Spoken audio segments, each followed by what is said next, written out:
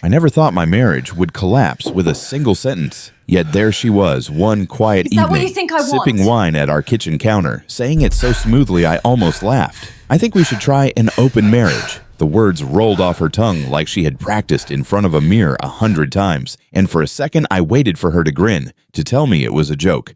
But she didn't. She swirled her glass, raised an eyebrow, and looked at me like she was teaching a child about the modern world. Mature, that's what she called it. Mature. As if I wasn't evolved enough if I objected to her sleeping with other men. I forced a smile, though my heart hammered, my palms slick against the table, and I told her calmly, "If it's what you want, then fine." And she smiled smug, relieved that I hadn't exploded.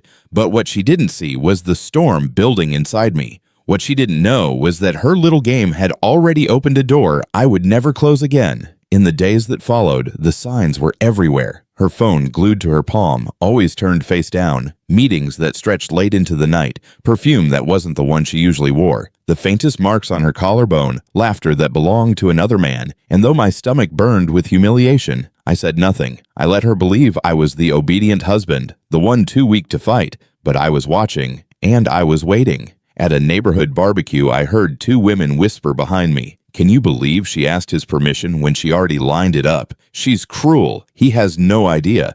And in that moment, the truth stabbed me sharper than any knife. She wasn't asking for permission. She was asking for validation because she already had someone else. My chest went cold, but my face stayed calm. I raised my beer, smiled at the men around me, and inside I made a vow. I wouldn't be her victim. She thought she could reduce me to a hollow shell. Invisible. Irrelevant. But she underestimated me. The first crack in her plan came from her best friend. It started with a text late at night. "I don't agree with what she's doing to you. You don't deserve this." I stared at the screen for a long time, my wife asleep beside me, reeking of cologne that wasn't mine. My thumb hovered, but then I typed, "Thank you," and instantly her reply came, "You're not crazy. She's selfish. I see it." And those words wrapped around me like a lifeline. Night after night, the messages grew longer. She listened. She reminded me I wasn't nothing. And when her voice came through the phone one evening, soft and steady, saying, "I care about you," I felt alive for the first time in months. I told myself it was only comfort, only words. But the next time I saw her at a family dinner, the way her eyes lingered told me it was more. Later that week, she invited me over under the pretense of company, and we sat on her porch under warm golden lights with wine between us. And when our hands brushed, neither of us pulled away. The kiss came soft at first, hesitant, then desperate, hungry.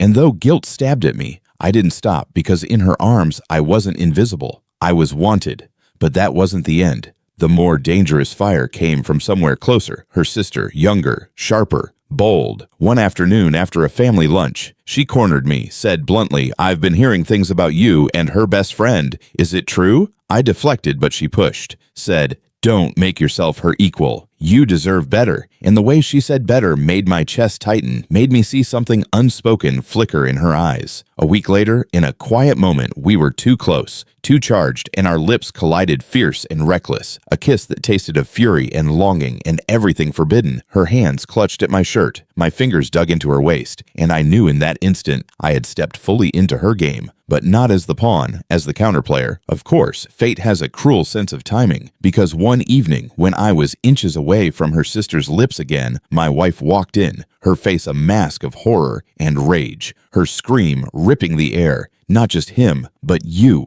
my own sister. She trembled with fury, tears flashing in her eyes, and stormed out, leaving us standing in the wreckage. The fallout was brutal. Friends whispered, family judged, her lover vanished, her confidence cracked, and she found herself suddenly alone while I, the man she thought she'd broken, stood with not one but two of the people she thought she controlled. Her best friend refused to abandon me, told her to her face, "You don't deserve him," and her sister, though guilty, couldn't deny the fire we'd sparked. My wife had opened the marriage to crown herself queen, but instead she found herself dethroned, stripped of her allies, betrayed by her own circle. She came home one night, demanded to know why I wasn't jealous anymore, why I didn't care where she went, and I only smiled. Isn't this the freedom you wanted? And in her eyes, for the first time, I saw fear. She had lost her grip. She wasn't the puppet master, she was the one unraveling. And I wasn't the pawn anymore. I was the mirror reflecting her arrogance back at her. Nights that once belonged to her lover now belonged to whispered calls with her best friend. Afternoons burned with the forbidden fire of her sister's lips. And in that tangled mess, I realized the truth. She thought she'd humiliate me, thought she'd make me crawl. But instead, she had pushed me into the arms of the very people who should have been loyal to her. She created her own downfall. And I walked away from her game, not broken, but awake. Not the victim, but the victor. My wife wanted an open marriage, so I gave her one, only not in the way she imagined, because while she lost everything, I found power, desire,